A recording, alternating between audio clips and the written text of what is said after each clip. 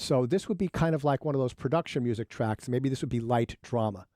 And I'm going to show you the mix, and then I'm going to show you one way to do edits, all inside of the session. Let me play this for you. So like I said, light drama, right?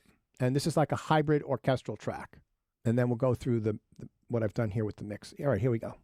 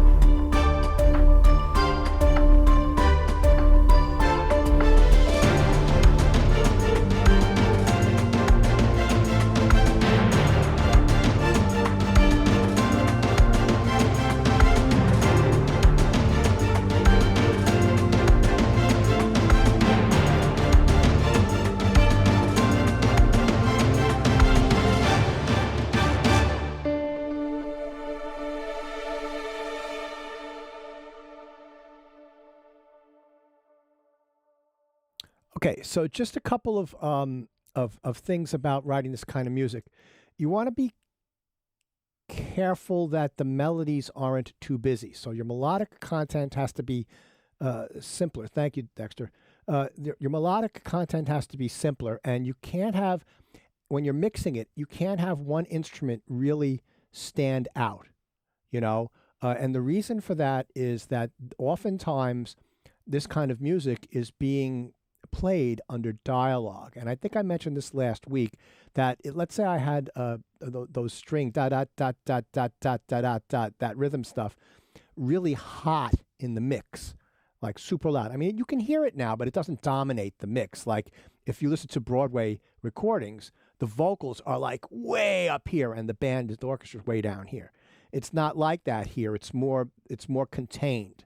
The soft sections are not super soft, and and we don't have huge. I don't have huge climaxes, and that's done by design so that when it's being played while somebody's talking, you can hear more of the track. So, for example, if I turn down the volume of this track, let's see, let me turn it way down, and I started playing it. So I'm talking right now, and you can hear the music. And nothing in the music is getting in the way of me talking to you right now. So in other words, if I was reading that text for the Julius Randle shoulder injury, even here during the chorus part, I can talk to you while that's playing. And you can hear all the music, but you can also hear my voice. So these are skills that when you're writing commercial music like this, that you have. Thank you, Jorge. That in other words,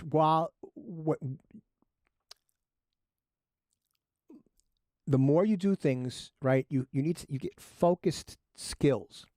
So, for example, if you're going to be a conductor, you need to learn, the first thing you need to do is learn your beat patterns, and then learn how to do your dynamics with your left hand, but then you need to learn how to pace a piece of music and have it tell the story properly. And these are all things that are focused, and the longer you do it, the better you get at it, right? So I've been doing this kind of music as a part-time thing for ages. So I've learned through experience and through feedback given to me by the companies that I worked for as to how they want the music constructed. And part of your job as a commercial artist is to be able to effectuate the requests of your client. You know, they're paying you, right? They're paying you for your talent and your artistic vision, but within the parameters of the music that they have to sell. So you really you acquire these skills. So how do you write like melodies that are interesting but not a lot of notes? You know, well,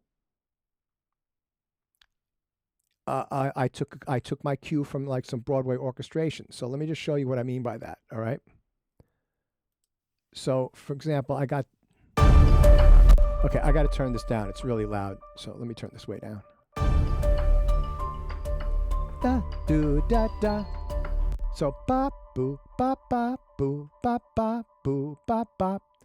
Right? It's not ba da boo ba ba doo be ba ba boo ba ba doo ba boo ba. You know, it's not that. It's just ba ba da ba da ba. It's like a little melodic phrase that's also part of.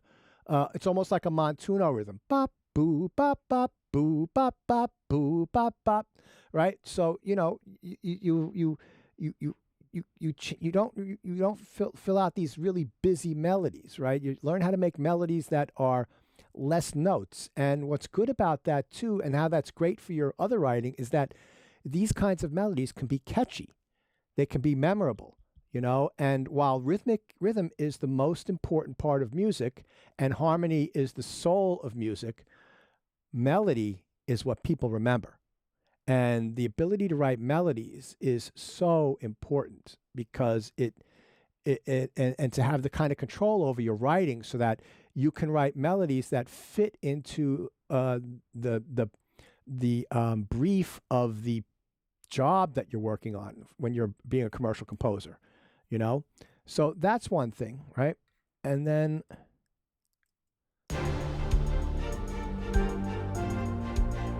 so here I've got the strings doing that da da da da da da da da da da da da, and then instead of going bop boo bop bop boo bop bop boo bop bop ba da da da, right? The melody goes bop bop bop, right? I keep the montuno-ish idea, but I chop out a lot of the rhythms because the strings are doing the ba da bop bop bop bop ba da bop.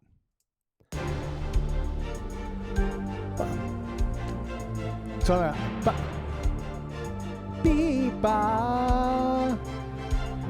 so see, it's almost like an answer, right? So these are all the kinds of ways that you can add sophistication and harmony, sophistication to your music, but not have it be like incredibly notey, like a piece by George Crumb or Milton Babbitt or one of these crazy 20th century composers. So that's one thing. And then, you know, there are these sections here that are just sort of sound design, right? Very dramatic, you know, tension.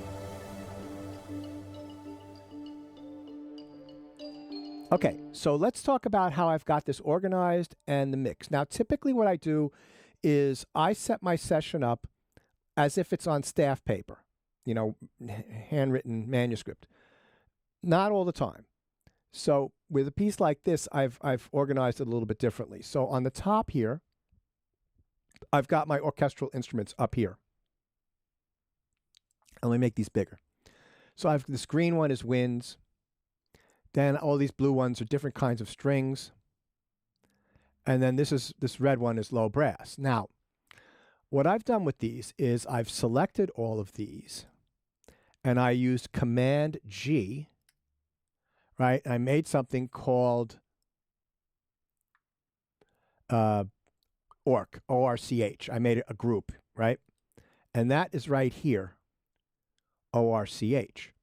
So then what I can do with that is I can use a track, and I think I might have mentioned this last week, I can use this black track here, which is called a VCA master. That's Command Shift N, and it's right here. It's a VCA master. And what a VCA master is, VCA stands for voltage controlled amplifier.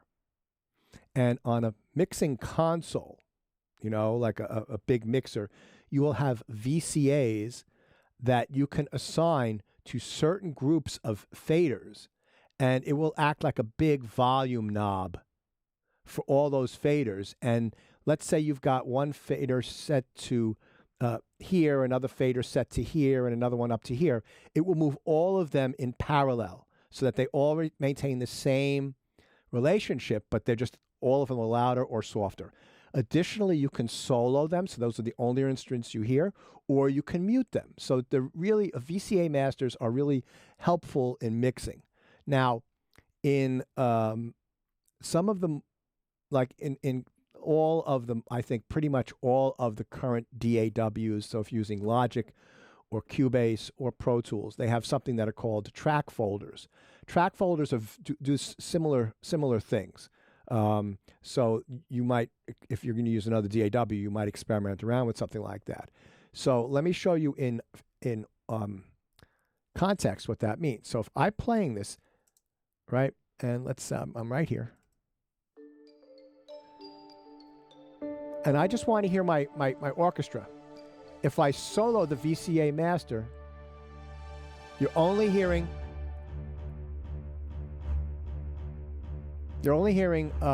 these tracks here.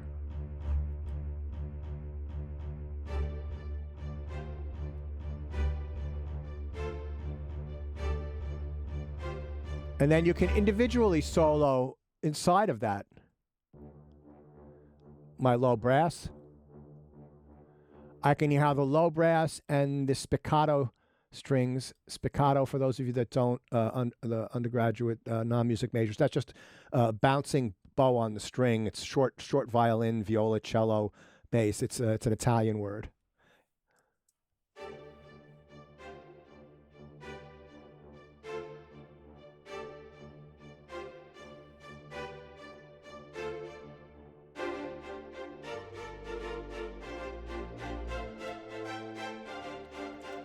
Right, and then so now, notice here, this is orchestration, right? So we're just listening to this red track here and this track up here. When these guys are playing the low and the high pitch or mid-high pitches, they're doing complementary rhythmic stuff. So the strings are the high strings are playing chord, note, note, chord, note, note, chord, and then but the low stuff is just playing bop, bop, bop, bop, just notes, right? Single notes.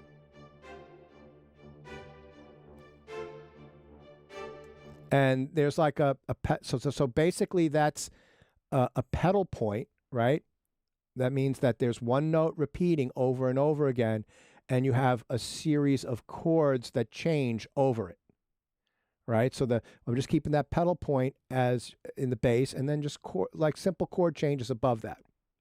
But then once the strings start doing the da da da da da da da da da da, right, the bass becomes the low brass becomes sustained. Change sections, orchestrate it differently. I've got a very busy pattern in the strings. I need something to hold it together, something that's a nice, firm foundation on the low end, right? So, right here.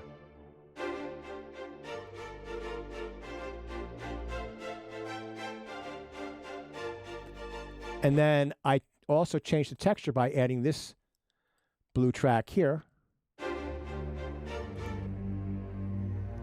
right? Strings and octaves. So it's really cool how that, like, you blend and you build up tracks like this. It's really fun.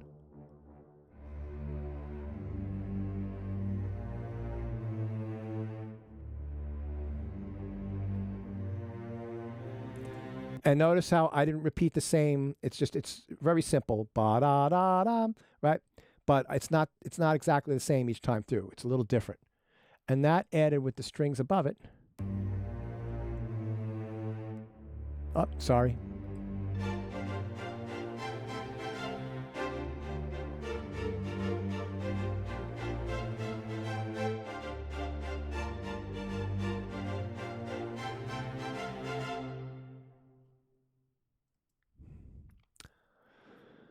And another thing that's kind of cool is I like to end things on the 16th note before the downbeat. It's kind of cool. So if you listen to this, 1, 2, 3, 4, 1, 2, 3, 4, right? Da-da. It ends just before the downbeat. It's kind of dramatic, you know? All right. So you got that, right? And then there are other things too. Right. So there's these low strings.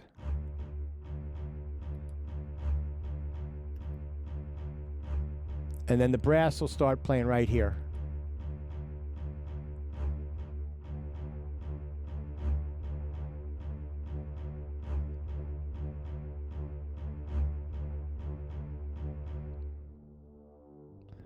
So, in other words, I do 4 bars of just the strings doing the rhythmic pattern, and then for the next 4 bars, the brass comes in. And then the texture changes to the long notes in the bottom, and it's doubled with these the cellos and basses and octaves. So you see how this is orchestration, right? And it's what you're doing here with changing these textures and colors and using different articulations in the different choirs of the orchestra, you know, the strings and the brass. And what you're doing is you're making these different instrument groups into characters that develop and change over time, right? So it's just like a play. When you go see a play, you see the protagonist develops over time from the beginning to the end. And there are other people that come in and out of the on stage. You know, some might come in from stage left or stage right or whatever. Some might be in the back, some might be in the front. There might be a big crowd over here with the main action happening here. Things are placed on the stage, you know, and people are talking at different volumes and different cadences, and you know, it's all part of telling a story on a stage. Well, you can have a similar concept here. Okay, so that's some of that. Let's go here to the next group, and I've got like timpanis and other kinds of drums here. So we've got this really cool low drum, right? So that's just giving us poof, and then it changes to timpani.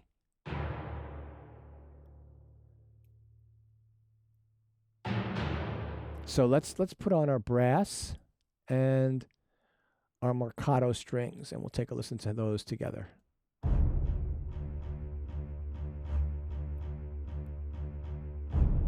Right, just giving us a nice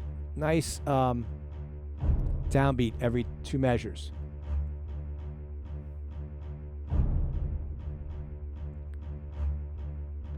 Now pitched. Because what happens there is that the feel changes, right? We go to... So we want to have a pitch there. Bum, bum, accenting it. 3, 4, bum, bum.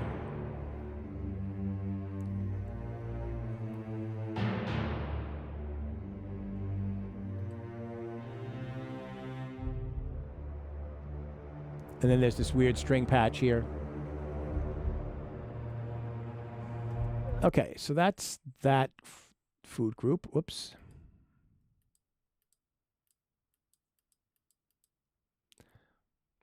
Then I've got my pitched percussion. So that would be glockenspiel, which is, you know, orchestra bells, marimba, vibes, and xylophone. And this gives me a kind of a Steve Reichian, just the sound of some of his music. Not really like him, but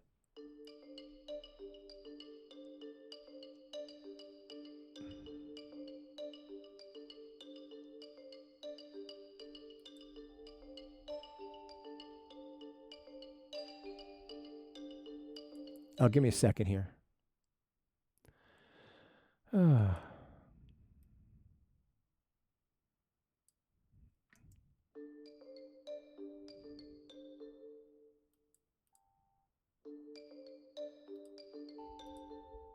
I guess these aren't in. Okay. Here we go. There we go. The Glock is in now.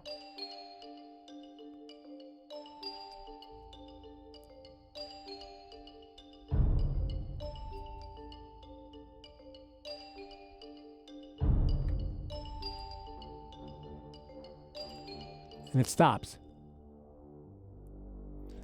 And the reason I stopped the pulse there is because the pulse is picked up by the high strings. So you see it's the color of the pulse goes from those brittle, bellish mallet instruments, right? Wood combination wood and metal, right?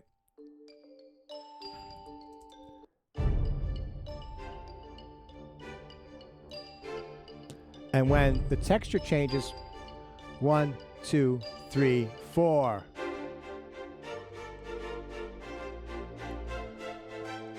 Right, so remember what I said before, clarity, clean, right? I'm clean here. If I kept those marimbas and, all the pitched percussion going, there'd be too many conflicting rhythms going on. Nice and clean and clear.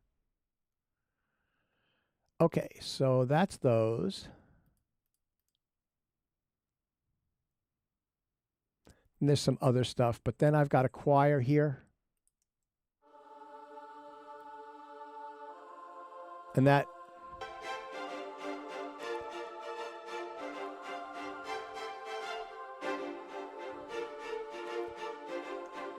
fills out the sound with those strings. And you notice that they're like it's a boys choir, so it's all, above middle C. Right? There's no low notes there, keeping the low end clean.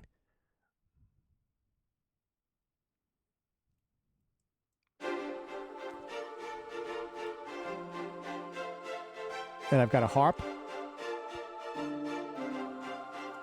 And this is a cool thing too. So the harp here complements the timpani, right? So I'm just going to play it.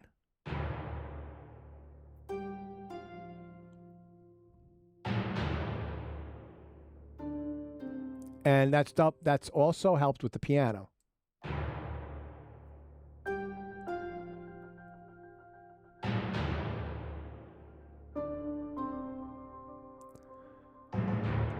And that fits in beautifully, I think, with these spiky strings here.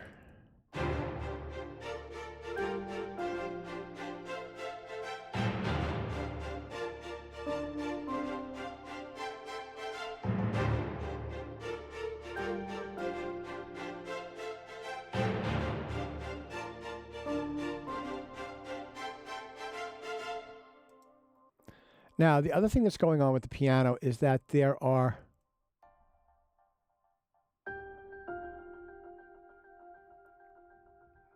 delay and echo and reverb. We'll go over that. Then I've got this sound here.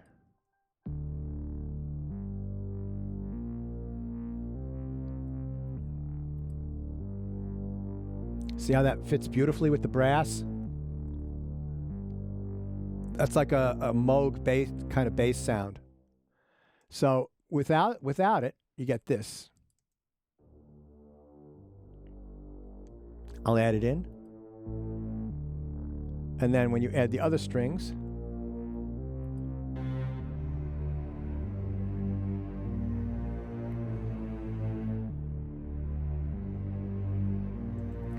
it just adds, makes it really rich and thick by layering all that.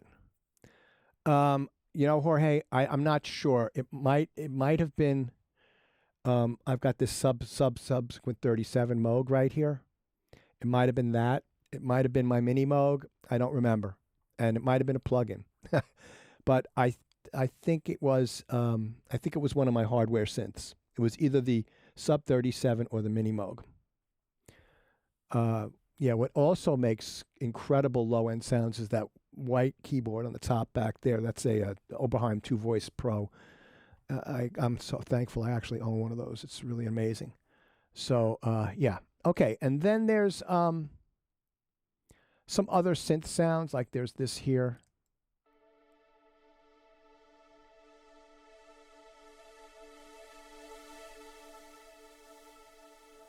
And then there's all these different beats.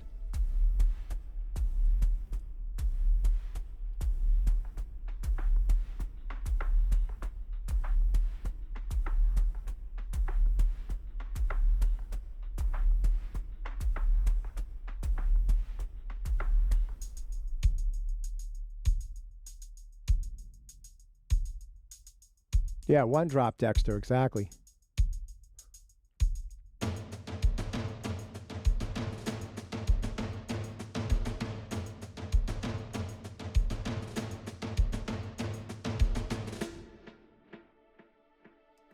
And then a cool automation of that echo at the end.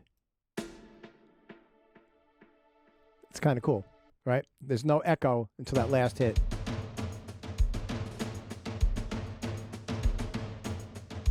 You see it right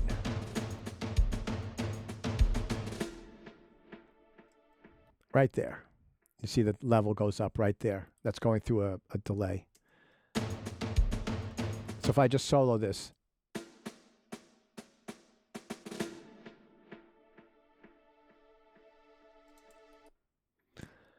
Automations. Cool. So that's a volume automation. I'll go over that.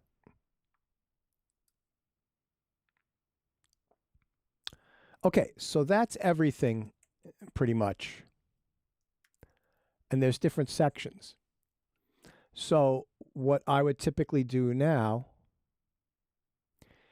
is I would copy everything and I would duplicate it over here. And what I've done here is what's called a narration mix.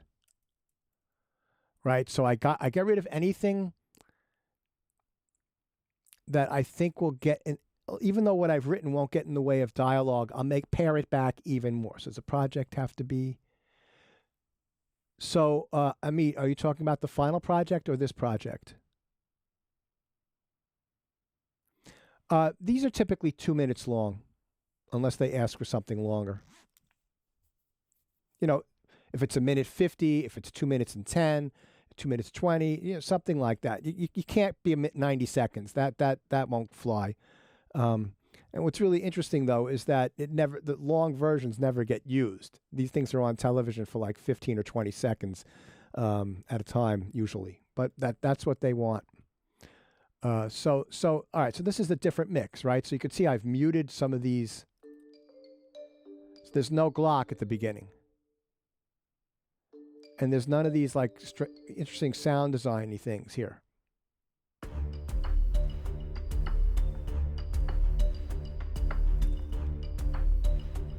And the piano is muted here.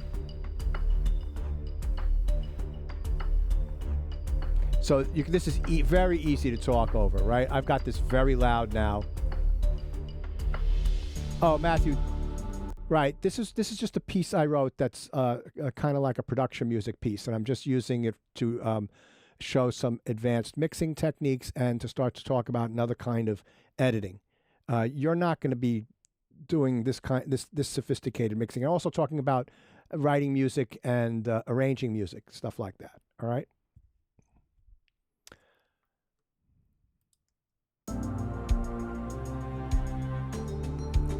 Right, I've muted this here. I've muted this. No timpani. The harp is still in there, but the harp's a soft instrument.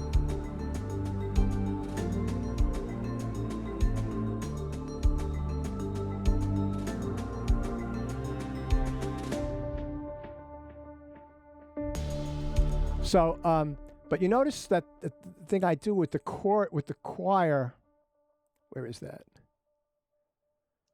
Is that the choir, the top note of the choir is almost like a melody. It's like a long melody as it ascends.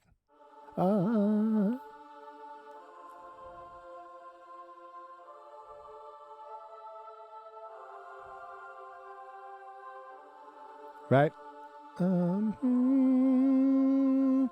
Do, da, da, da. Right, so again, it's one of these slow melodies that you learn how to write for doing this kind of work. So that's basically that. And then I edit inside of here a 60, right? And basically what I do is I edit inside of the session, and I use this right here where I select all, right? And notice everything is selected, and I can just select everything and then go to shuffle mode and hit delete. And then it'll all snap in. And then I can just, if there's any clicks or anything like that, I can find the individual tracks and clean it up. This is my preferred way to do these edits right now, but we're going to work on some editing in a second. And then there's a 60 narration version, a 30, and that's all I did with this, is a full 60 and a 30. I didn't do the 15 or the 5 or any of that stuff. So, now a couple of other things is that down here at the bottom, all of these light blue tracks, those are different kinds of time-based effects, right? I've got two kinds of reverb, 3 kinds of reverbs, and then I've got 1, 2, 3. I've got a gate. I've got like 2 kinds of delays, and actually I've got 4 kinds of reverbs, and they all do something a little bit different, and they all have their own aux track. And we started going over that a little bit last week, but I typically have quite a few of these, and I create little sonic worlds that I can put different instruments in, but they all have to achieve something. Some reverbs might be short and it gives you the sense that you're closer. Some reverbs might be, much longer, boo, and you feel like you're further away. Some delays might be have one kind of rhythm, and some delays might have a more, it's not like a clean digital delay, but like more of an analog delay effect where the sound warbles a little bit, and it gets darker as it fades out. All these things are, these are things that you learn by doing this and accruing some taste. All right, so that's a little look at that. All right, and then return, all, fit everything in here, and then save, and then